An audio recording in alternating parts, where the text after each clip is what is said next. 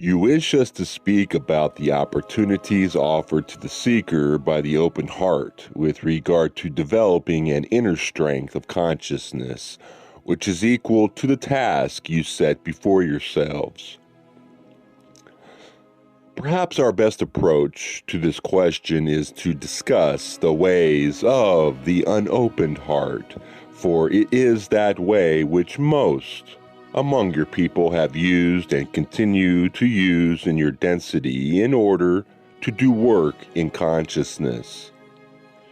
In speaking of the subject, we wish you to be aware that we are using the system of the energy centers, the root energy center of survival, the orange ray of dealing with the self and dealing with individuals other than the self, the yellow ray of social or group dealings, the green ray of the heart, the blue ray of communication, the indigo ray of inner work or work in consciousness, and the violet ray, which is, shall we say, the readout of the balance of all those dynamics that are in an integrated individual entity within the life experience.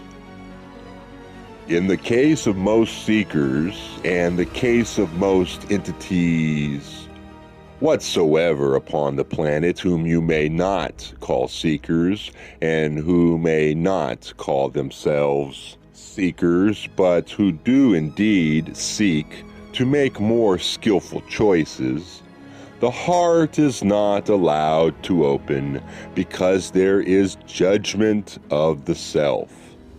Consequently, no matter how extremely good the intentions and how determined the attitude, there is the entire life which is filled with the process of failing and holding that in the heart. It is thought by those who do this that they are quite correct in assuming their faults as well as their virtues. Perhaps it would be expressed that it is the feeling that it is not humble to ignore one's failures, although each entity identifies a slightly different field as that of failure. Almost without exception, those upon your plane judge themselves, and this judgment is remembered in the heart. One of your poets has called the heart a rag and bone shop. This is precisely the nature of the unopened heart. It is far less common to see people hating others or disliking them than to find the self holding in the heart judgment against the self. Consequently, the learning over a period of most of an incarnation is the repeated experience of failing in a way important to an entity until finally the mind becomes weary of thinking, puzzling, musing and analyzing in reaction to the various failures. This process is excellent. It is safe to say that in most, if not in all incarnations which entities have chosen upon this planet which you enjoy, there will be life enough, which you would call time enough, for you to work as a seeker through the unopened heart, and by the end of the incarnation to be able to forgive the self rationally and to allow compassion to flow to the self. The difficulty in doing this remains not just equally in those who follow an orthodox religious practice. It is even more marked among those with a specifically orthodox religious practice. Even though these practices teach that the Creator forgives and redeems, there is also the fear of judgment.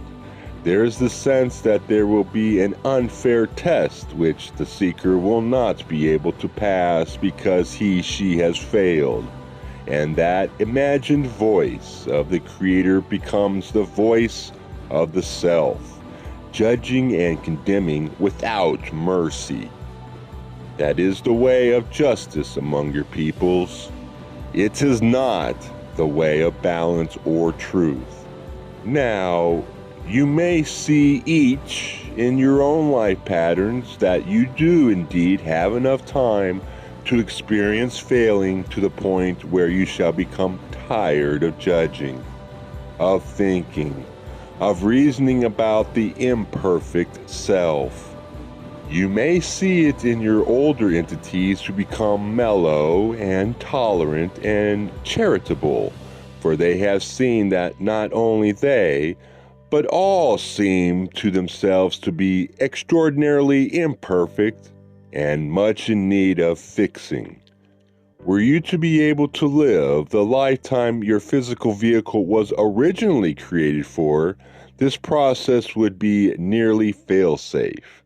Indeed, you leave your incarnations while the spiritual search which you have begun with this incarnation is only just underway. Yet, still you may harvest in this manner an increase in compassion as you become old enough and experienced enough to see that there is nothing unusual or fatal about failure, and that all failures eventually become part of a healing. We say all this to preface speaking about the open heart and working consciousness, or indigo ray work. As each in this group is already aware, the process of opening the heart is a process of letting go of those things in the lower chakras which are clouding, blocking, or overstimulating those centers. Therefore, we will not go into this in detail, but simply say that keeping the heart open is simply a matter of noticing and paying respect and attention to these times in which a blockage, an overstimulation, or a distortion is noticed in a particular area of life, corresponding to a particular energy center. If there is a failure of direct communication, for instance, between yourself and another entity, opening the heart involves not only speaking with that person to the full extent of one's capacity to communicate, but also forgiving the other self, yourself, and the situation which arose betwixt the two which did not partake of the open heart. The blockages of each lower chakra are fairly easy to pinpoint, since as the energy is blocked, there is also a feeling tone within one, an uneasiness, which speaks as loudly as any words, and certainly far better than any rationalization of behavior or thinking. The work of opening the heart is the work of letting go, of surrendering, of realizing the true importance of the details of any blockage. That is to say, of realizing that what is important about a situation which has caused a blockage is the forgiveness and the healing which may now be evoked by the learned skill of paying attention and respect to the incarnational experience that is going on. When one first attempts to open the heart, one may feel that it is impossible to forgive the self enough times to keep that heart open. That is not the heart speaking, that is still the mind, and the mind complex suffers from the either or of your illusion. There is no either or in an open heart. The open heart is unity. To the open heart, all things deserve compassion. All things deserve food, physical and spiritual. All things deserve love. And to refrain from opening the heart to the self is not something that occurs to the heart's wisdom. However, it makes no sense. It is important to realize that the way of the open heart may begin in clearing the way to the open heart, but it ends in accepting that the open heart is all compassionate, all loving, all giving. There are no second thoughts to an open heart. There are no true thoughts in an open heart, but only the endless and impersonal compassion, but one who stands not on sense, not on things known, but on the thin and unpredictable air of the abyss of the unknown. As we said, most among your people attempt to preserve a balance in that abyss of the unknown, attempt to think their way through this blockage. This is slow work, but it is a perfectly good path. The way of the open heart is simply a shortcut, a more direct route to the ability to do work in consciousness. How is the heart kept open in such a way that the experience of the open heart will be the steady state? We would, in looking at this aspect of this question, remind each again that the offering of praise to the Creator and the offering of thanksgiving for blessings received constitute a continual touching into divinity, a constant song heard by all that there is. The steady state of open heart is a state in which each flower, each blade of grass, each thing that is beautiful, that is seen, says to you not only, "This is pretty, this is lovely, this is beautiful," but also, "I praise the Creator for this beauty."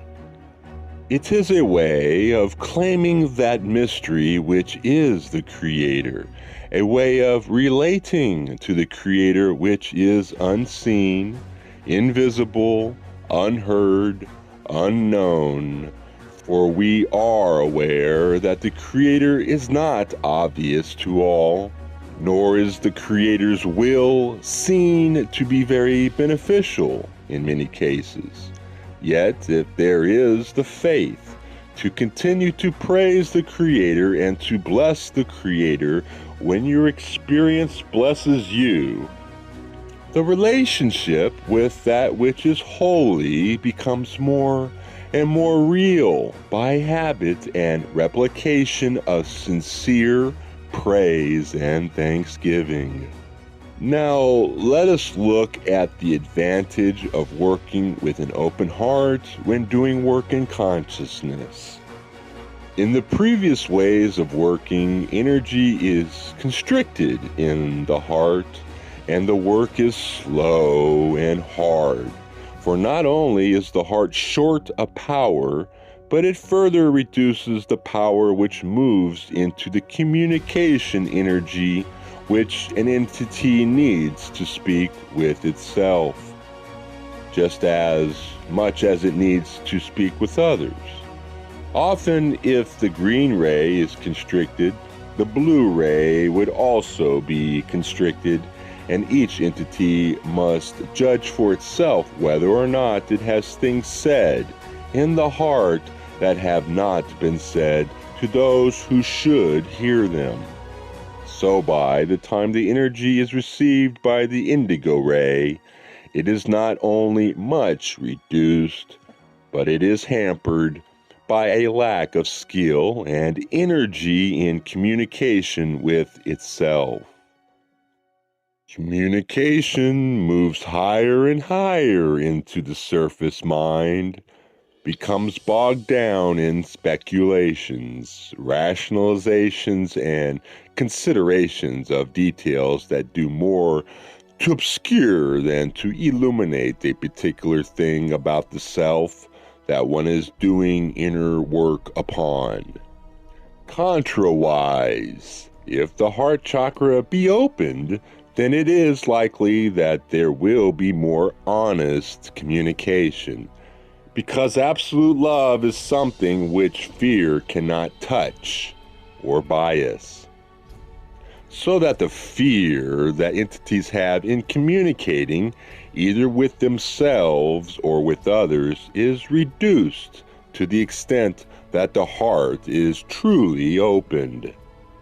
The truly opened heart often appears childlike because it is blindingly honest, speaking that which it thinks without judgment in an attempt to understand the self as well as other selves.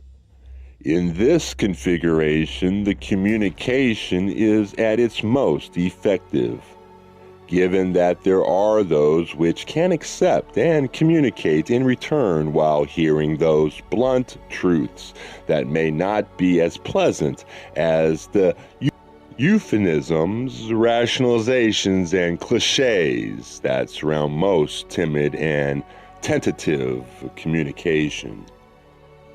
An entity with an open heart is likely to speak the truth in a desire to express the compassion of one who does not care whether or not the speaking will gain any advantage, but cares only to offer the entity with which the difficulty is experienced the chance for the healing that is possible only through sincere honesty and fearless communication. The open heart is the ultimate optimist. That is the wisdom of the heart.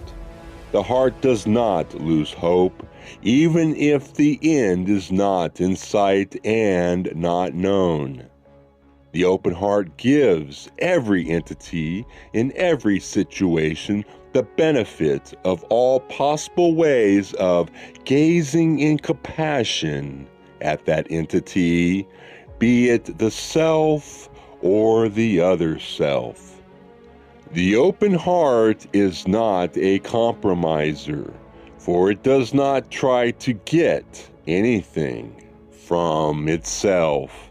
It is ready to move into adaptation. It is ready to change if that seems wise. It is ready for anything. And since anything often happens, it is the skillful heart that is the open heart. When the heart is open, it is well first for the seeker to work upon communication. This is the primary and strong means by which your people may offer the most love, the most inspiration, the most clarity. Those who communicate well, those who communicate in love and without fear, may find themselves often told that they are wrong in some way. But this will in no way disturb one with an open heart. For the compassion of the open heart is as much for the other self as it is for the self, and there is no fear that one is right or not right, or definitely wrong, for whether one is right or not right or definitely wrong, the heart has compassion and all is well. As one becomes able to communicate honestly and skillfully, it becomes less important to communicate skillfully because it has become natural. There is no fear of reprisal, for the reprisal is coming from an entity that is loved with compassion of the open heart. Consequently, there are no entities to be feared. There are no failures to be feared. Part of the Blu-ray opening is the development of a sense of humor. So one finds ways to see things in a light way, in a gentle way, in a way which shows a spaciousness of prospect. And for the purpose of this discussion, most importantly, in ways in which the entity is able in its inner work. For if full living light is able to move into the Indigo chakra, that chakra will have the maximum opportunity to do work in consciousness. The open heart regards the personality. It enables the blue ray chakra to communicate from the level of the heart. That is the place of wisdom, to the self that is attempting to effect changes in consciousness by faith and will. When the tongue of judgment is quieted, the tongue of joy and peace is loosened, and one may speak to the self while working on the personality, attempting to understand it and see the balances that are desired. In words of comfort and support from the self to the self, the open heart creates the opportunity for the entity to fall in love with itself, to love it dearly, not simply as a perfect expression of the perfect creator. That is relatively irrelevant to the experiences of choices made. It falls in love with itself, with all self-perceived imperfections thriving gloriously. It sees the self in all its rambunctions, childishness, and nods happily, saying, "Yes, that is humanness. I recognize it and I embrace it." The heart is no longer then the rag and bone shop, the place where sad memories are wrapped in tissues only to be opened again that the scent of failure may be relished. The open heart has itself a yard sale and sells off all of its rags and bones to the universe, to the mother that is your earth, to the deep healing essence of your planetary caretaker, the earth itself. It is often well when one is attempting to achieve the open heart to take all the judgments and name them, and take a stone from each one and name the stone and name the judgment, and bury these stones and the judgments that they carry in the breast of the mother, the earth of your planet. And then hold the hands on high and say, "Mother, take this, for I know not how to heal it, and I know you do." Let these failures become impersonal. Let compassion roll in. Experimentally put aside your disbelief in your own lowliness for a little while each day and feel the love rolling in. Feel the freedom, the space, the joy of simply suspending your disbelief in your own failures and imperfections. As you offer praise and thanksgiving, as you communicate, often in difficult ways at first, to open up that great primary communication chakra, the inner work begins to do itself. For, dear entities, you are entities of habit. The habits you begin eventually become automatic. If you have the habit of praising each beauty that you see, there is no effort to continuing to praise those things which you see. If you have the habit of gazing at a challenge which you might also call a difficulty or a trouble, with an eye to the most positive action or thought which is an available choice, then when difficulty overtakes you unawares, that habit will move as instinct or muscle do in reflex, and some of your work will be done before your mind can make sense. The eventual priority of compassion over intellectual acceptance is a key process, for many choices are made instinctively. When you open the heart, when you clear the communication energies, and when you can rest in the work in consciousness, which simply requires one to gaze without judgment at the self, you have achieved a configuration which will greatly accelerate both your process of spiritual evolution and your effectiveness as a being of light and an agent of the Creator to those whose lives you touch.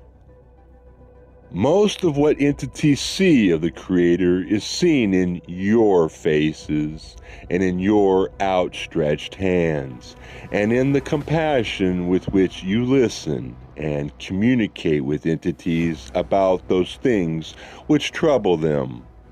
The simple listening with an open heart is in giving the other entity the gift of love. You act then as the Creator, not as your imperfect self, for as you forgive completely the imperfections of yourself and toss those considerations aside in order to have more time for praise and thanksgiving, so you cleanse yourself of the need to deal intellectually with these difficulties of others which do not make sense, but which are causing difficulty. Whereas you listen and allow the love to flow through you to the other person in an accepting and loving way. The work is being done through you. It does not tire or weary you, and this is true whether the work is upon the behalf of another or upon the behalf of the self. We realize that we have spoken over long. We are sorry. This instrument seems unaware of time, and we usually depend on the instrument to let us know when the time is sufficient. However, it does now tell us that it is time for us to leave. There is more upon this topic, however. We are satisfied that we have done a good deal of what those of this density of love and compassion may do in regards to this question, which is, in many ways, a question answerable only by those of fourth density. Yet in other ways, far better answerable by those of fifth density. For there is a balance in true love which is achieved when compassion is balanced with wisdom. However, both portions, that is, love and compassion, and wisdom and compassion, need to be addressed separately, and that is why we were called to your group. We very much enjoy being here with you. We thank this instrument both for accepting one who comes in good faith and for being fastidious about the challenging process.